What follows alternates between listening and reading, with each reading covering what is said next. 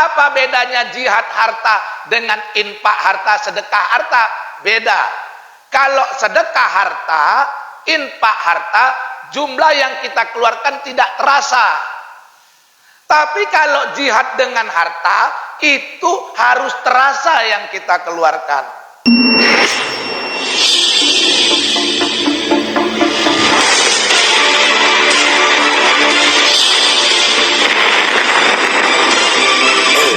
TV rahmatan lil alam. Ada orang Israel yang beragama Islam, ada.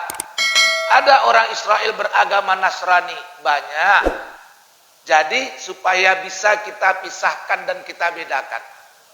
Jadi Israel itu nama bangsanya, sedangkan Yahudi itu adalah agamanya.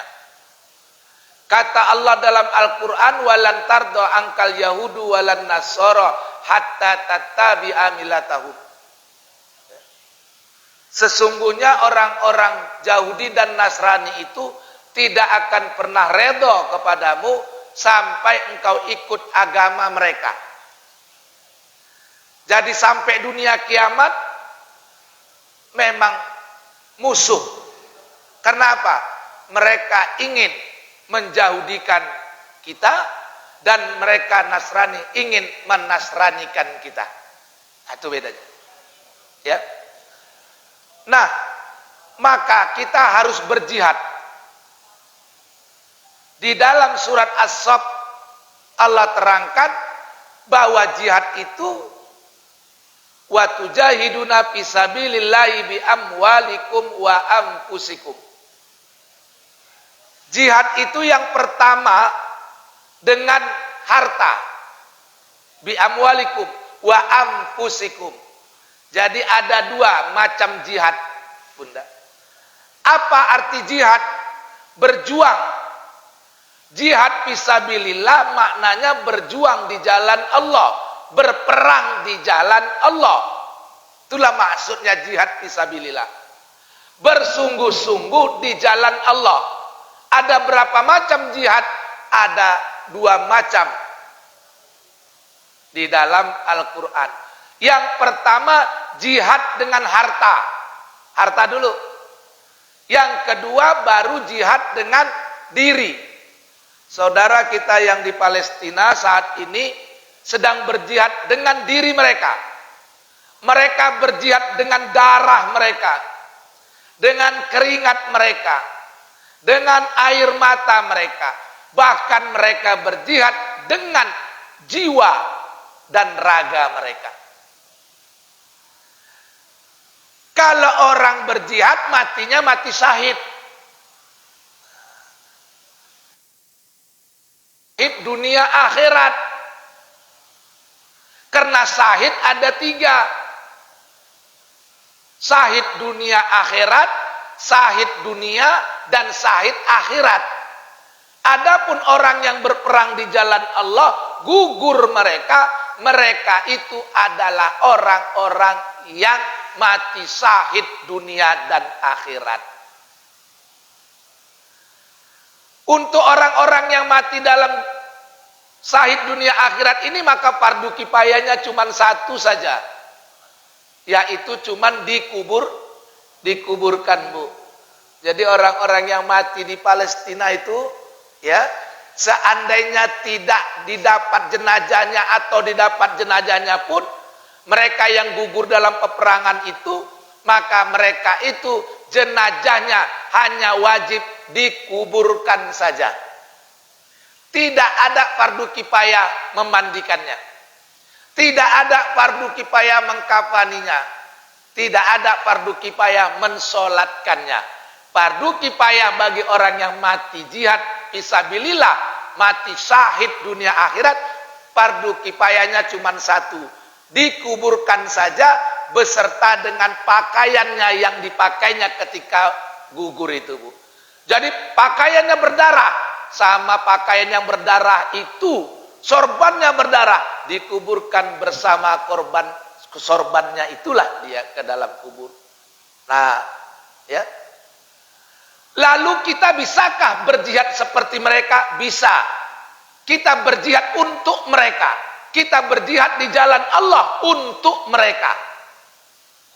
Ada berapa macam? 3 cara kita berjihad fisabilillah untuk menolong mereka. Jihad fisabilillah kita yang pertama berdoa. Maka saya menganjurkan di mana-mana, ayo setiap selesai sholat berjamaah maupun setelah selesai sholat sendiri, maka ayo sama-sama kita tangadahkan tangan kita, mohon kepada Allah agar mereka dimenangkan, agar mereka diberikan kekuatan lahir dan batin. Terus berdoa. Kata Nabi, la yu'minu ahadukum hatta yuhibbu li akhihi ma yuhibbu li nafsi. Tidak beriman seseorang di antara kamu sampai dia cinta kepada saudaranya seperti mencintai dirinya sendiri. Artinya kalau orang itu tidak memiliki rasa cinta kepada saudaranya seperti dia cinta kepada dirinya, maka orang itu tidak sempurna imannya. Sholatnya tidak sempurna, puasanya tidak sempurna, hajinya tidak sempurna, umrohnya tidak sempurna. Karena apa? Tidak ada rasa cinta di dalam hatinya. Jadi tanda salah satu menyempurnakan iman, cinta, Ibu. Cinta kepada siapa? Cinta kepada saudara kita. Bahkan Allah lebih cinta kepada seseorang yang beribadah karena cinta kepada orang lain, bukan cinta kepada dirinya. Jadi kita beribadah ini kan ada karena rasa cinta kita kepada diri kita, ada pula kita lakukan ibadah karena cinta kita kepada orang lain. Mana yang lebih dicintai Allah? Ibadah kita yang kita lakukan karena cinta kepada Allah atau karena cinta kepada orang lain? Lebih dicintai Allah ibadah yang kita kerjakan karena cinta kita kepada orang lain, Bu. Kalau kita doakan mereka, kenapa kita doakan mereka? Karena cinta kepada Allah dan cinta kepada mereka. Jadi ketika kita berdoa untuk keselamatan mereka, itu lebih dicintai Allah daripada kita doa untuk keselamatan diri kita. Itu maknanya, Bu. Kalau kita sholat, kita kerjakan karena cinta kepada diri kita. Kita puasa, kita kerjakan karena kita cinta kepada diri kita. Tapi begitu kita mendoakan mereka, itu kita lakukan karena cinta kita kepada mereka sebagai saudara kita. Maka doa yang kita lakukan untuk menyelamatkan kita lebih dicintai Allah dengan doa kita yang kita tujukan karena cinta kita kepada mereka. Paham maksudnya sampai di situ? Dan sering saya ceritakan, seorang ulama ketika menulis kitab, ya, hinggap seekor lalat di ujung penanya, dia biarkan lalat itu mengisap tintanya. Suatu hari dia dimimpikan Allah bahwa amal yang paling dicintai Allah yang pernah dia buat bukan banyak sholatnya, bukan banyak puasanya, bukan banyak tulisan Quran, tulisan kitab-kitabnya, tapi justru ibadah yang paling dicintai Allah dari dia, dari sekian banyak ibadahnya, ketika dia bersedekah kepada seekor lalat. Kenapa? Karena dia sedekah kepada seekor lalat itu dilakukan karena cintanya kepada makhluk Allah yang lain, bukan kepada dirinya. Nah, jadi yang pertama kita doa sebagai wujud kita cinta kepada mereka. Itu pertama, Bu. Ya. Yang kedua,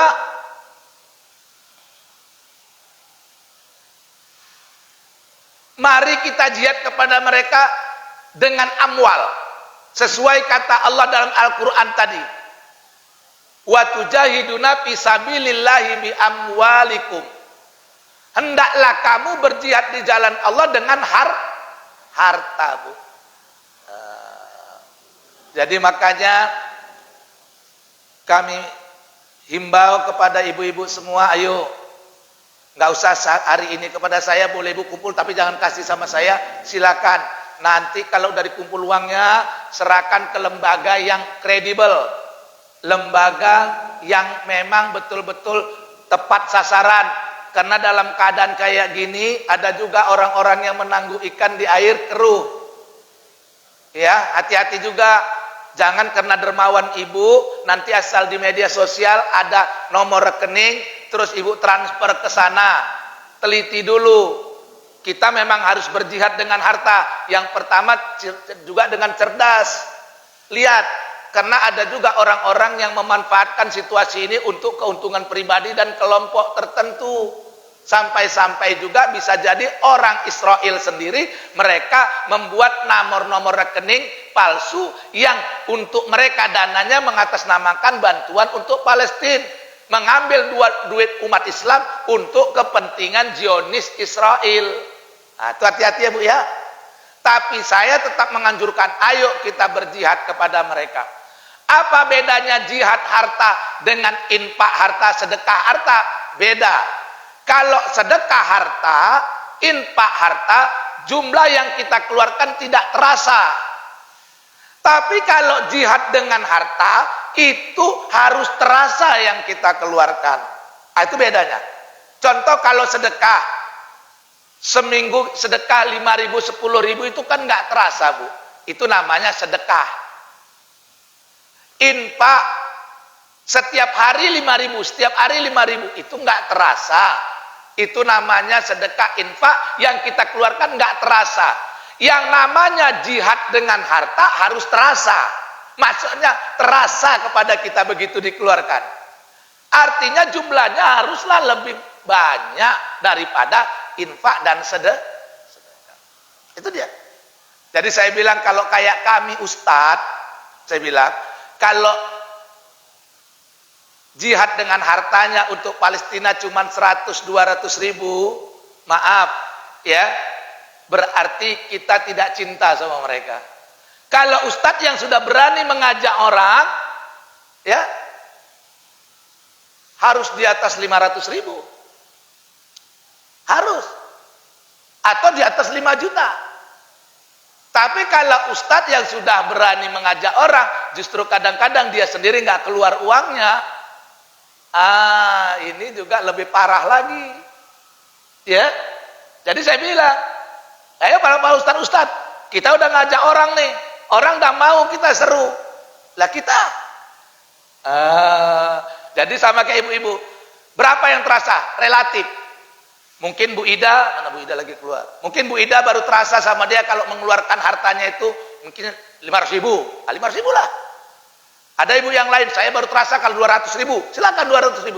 Tapi kalau masih 5 ribu, itu masih namanya infak. 5 ribu masih namanya sedekah. Kita mau di sini jihad dengan harta.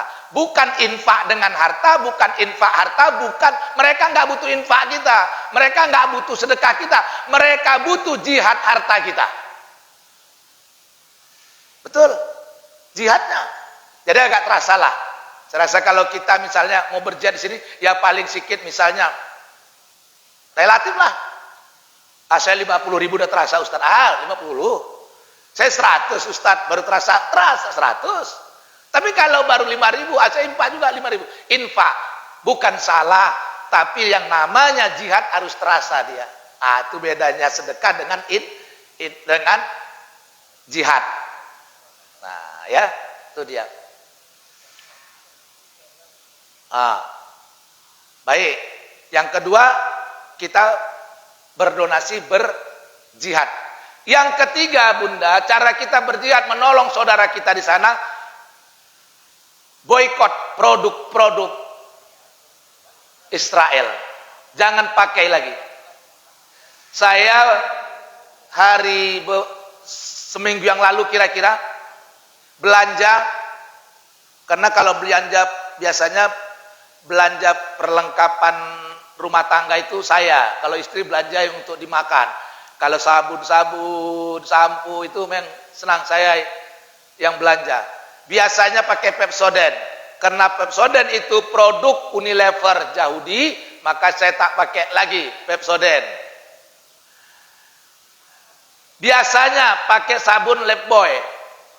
Karena Lifebuoy itu juga produk Unilever, itu Israel punya, maka kita tidak pakai lagi itu. Nah ini alhamdulillah. Ini bukan produk mereka, tapi Aqua adalah produk mereka. Jadi ini alhamdulillah bagus. Jadi sejak sekarang sampai seterusnya jangan lagi pakai produk Yahudi. Kalau seluruh umat Islam, ya, jangankan seluruh umat Islam dulu. Kalau seluruh umat Islam Indonesia tidak memakai produk-produk Yahudi, yakin kita insya Allah bangkrut. Perusahaan Unilever Indonesia akan bangkrut kalau seandainya umat Islam Indonesia tidak pakai. Kenapa? Karena 90% pemakai daripada produk-produk Yahudi ini adalah umat Islam. Itu dia.